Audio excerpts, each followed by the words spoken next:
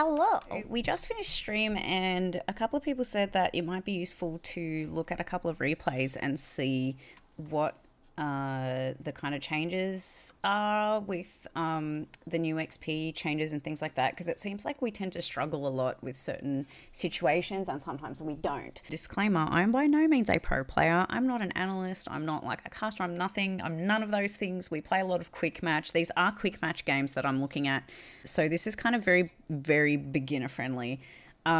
Just kind of looking at really basic situations and really basic things that might influence the flow of our games. As you can see, we have Blaze, Decade, Reyna, Kerrigan, oh, little lovebirds, Zarya, which is me over here, sup, versus a Stitches, Karazim, Jaina, Zul'jin, and Lunara, which is honestly a pretty balanced team, except that I honestly feel like Decade does way better with the amount of crowd control he has as a support than Karazim does. So I don't know if that might be part of why this game ended the way it did. So spoiler alert, we won this game.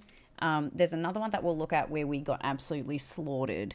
But for the time being, we're going to have a look at kind of what happened, how we got there. I'm looking at the replay instead because I noticed that I couldn't see a lot of where the other team was, obviously, in our point of view during stream. So I thought this might be more useful. So here we go. All right. So here you can see we already have... okay. So Zul'jin was trying to soak and then he ended up coming down to help the team fight in mid. And then our Reyna split off down here and started soaking on their own. They ended up having 5 people mid, and then the Lunara split off here to kind of try to verse the Reyna. We're already ahead in levels at this point, and you can see our Kerrigan ends up splitting off as well. Lunara's not doing too good against Reyna. We're in a pretty good spot right now. This kind of skirmish thing goes on for quite a bit. So if we fast forward here, you can see Kerrigan is literally wailing on the towers right now. If you didn't know, towers actually provide more XP now than they used to. And what's our split here? So they tried to get a gank on Kerrigan. She actually backed off quite nicely. Usually what tends to happen in our losing games, I don't know if we'll see that in the next one, but we tend to stay in the lanes too long. That's something that I just know happens. We get really greedy trying to get a tower or trying to get a fort, and we overextend, and then we die. Oh, nice one, Cody. Nice one. So there we go. We got a kill already. We're an entire level ahead. We're about to be a tier up. See, we're a tier up now because we're soaking all 3 lanes. They're still all the way back here. This guy's probably angrily typing something. Who knows? But that explains a lot. And we're still just kind of back and forth skirmishing in mid. We're getting these towers down, which gives us another boost in XP. We still have this lane getting soaked, and we're doing really well. So if we speed up a little bit again, Kerrigan's getting a little bit of company up here. We've got the objective starting, and the thing that we missed here is all of our team backed up. We actually all went back to base to heal up before the objective, because what I noticed was as well is that we tend to kind of go into objectives half-cocked. If you keep your tap accessible until you can get halfway through the objective or something and you actually need it, that's so much better than having to go all the way back to base when you need a refill. Also, oh, look at this beautiful camp on the objective. We have some time. We can handle it. These guys are going to have a poke for a bit, but we're going to have this pushing during the objective. So let's see how that goes. So they have some pretty good heroes that are kind of starting this objective off. We managed to get this camp. We got an XP boost from that as well. And we're starting to get a good poke in here. We actually have a pretty good team fight here. They are doing really well trying to target our healer. Not well enough. He got away! Get him, Coda. Nice, Sue. So we managed to get quite a few picks here. 3 of them went down. At least Lunara's gone to back.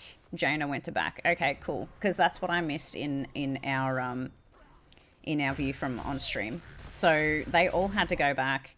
They had to completely reset, and in that time we managed to absolutely annihilate this objective.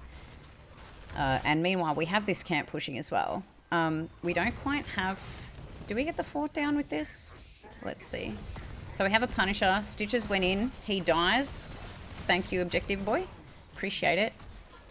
This camp did so much work. Look at this. 50% on a fort, plus we got the objective. So worth. So worth.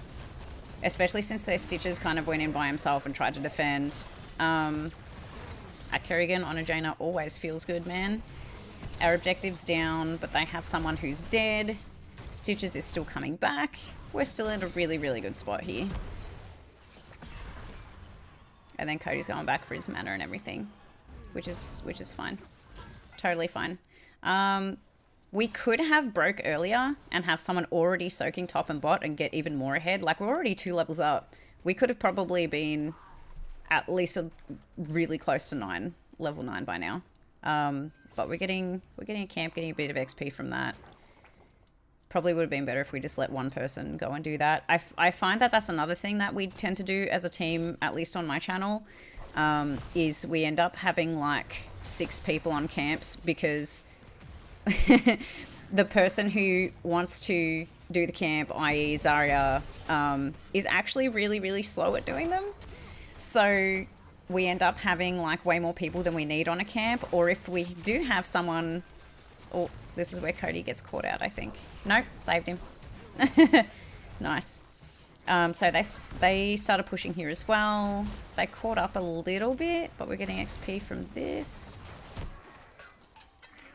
So yeah, we tend to either get more heroes than we need trying to get camps, and then we miss out on a lot of soak in the meantime. Cody thought we were jumping in then, but we were like, nope. Sabrina was actually tanking the tower. Hold up, let's back up. This is a good thing to learn from. Okay, because we tend to do this a lot as well. So after this skirmish happens, look at this. Look at this. So we get greedy for this Jaina.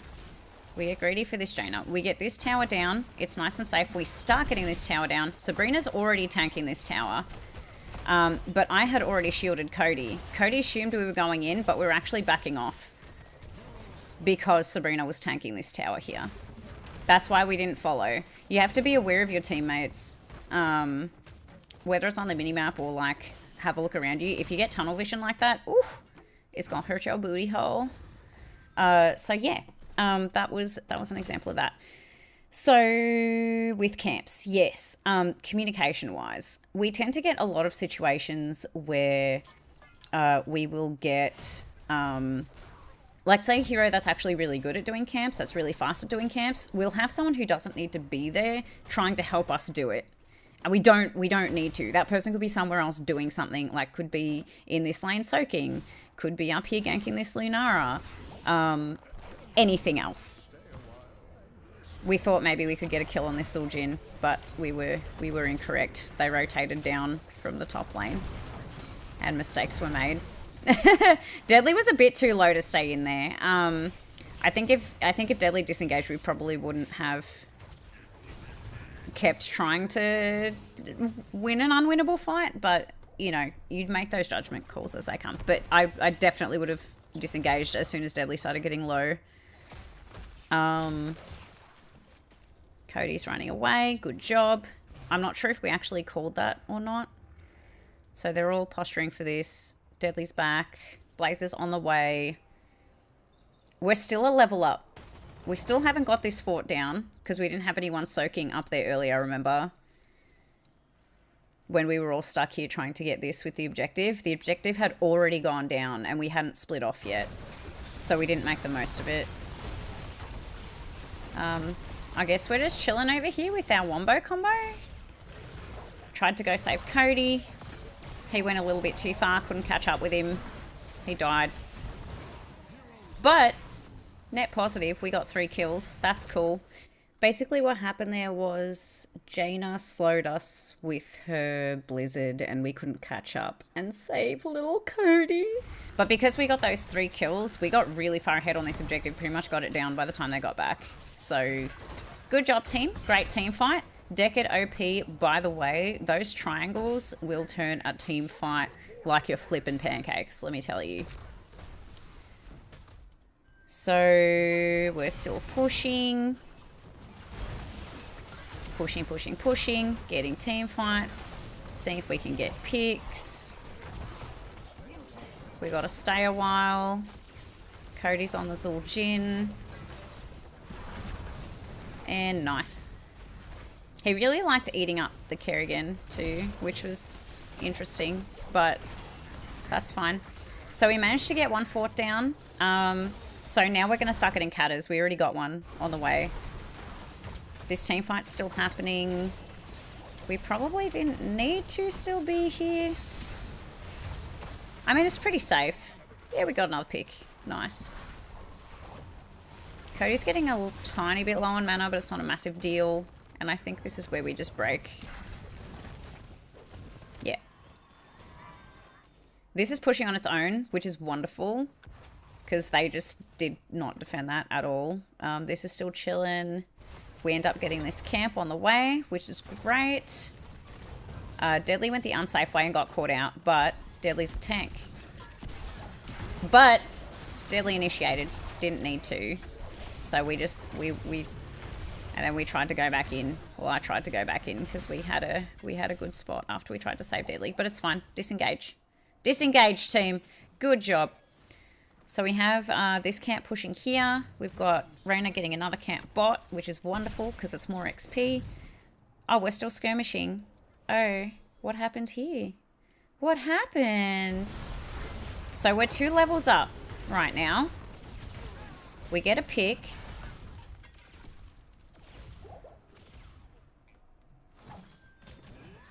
Ah, Deadly got hooked back in. Oof.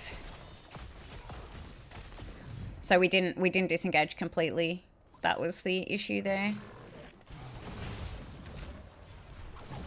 And we lost 2 people for that.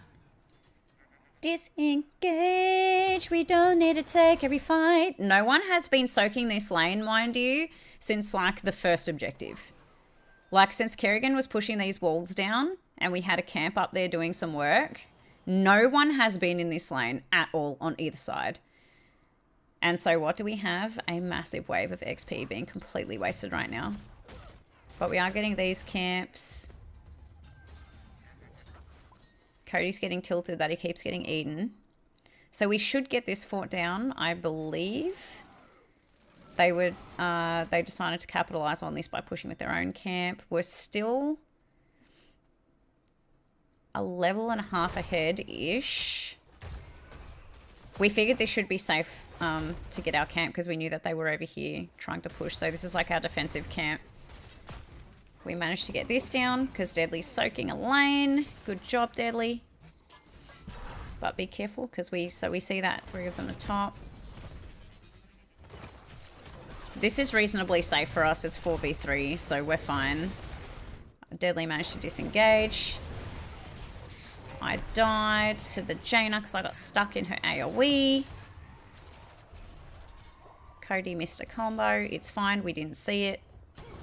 But we have 2 forts down now, so we should have catters coming down every 3rd wave. Which, it doesn't sound like a lot. And honestly, if they do a good job of defending them, it's not a massive deal. But when you have all 3 lanes, because you get a passive XP boost as well. So we're about 2 levels up again, which is great for us. Plus, we have this camp pushing this keep.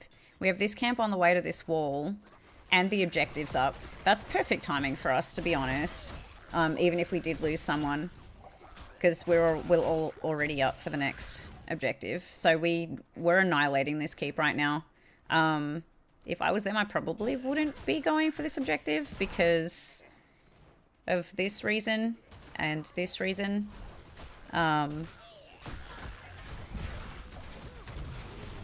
But we did really well with soaking the lanes as much as we could at the time, I guess. We could have done a lot better. We could have been soaking that top lane for about half the game. How do we do in this fight? We doing alright? Yeah, we're doing alright. Yeah, I've got full energy. What up?